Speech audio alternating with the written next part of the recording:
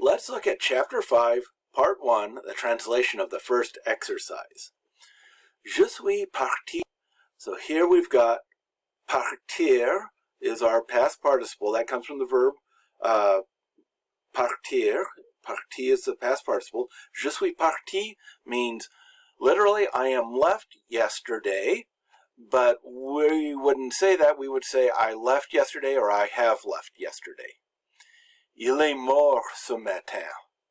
Mourir is the past, mort is the past participle of mourir, and it's il est mort ce matin, so he has died this morning or he died this morning.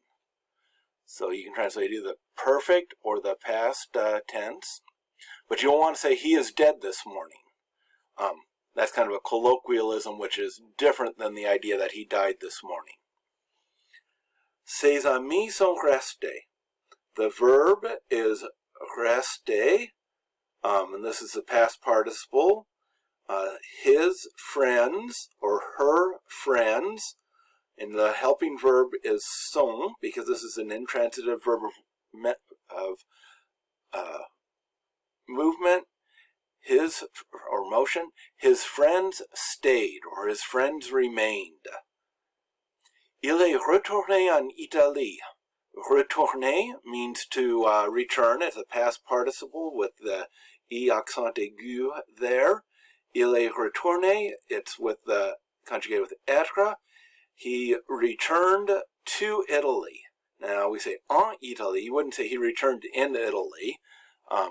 They use en in front of feminine countries typically. So that means he returned to Italy.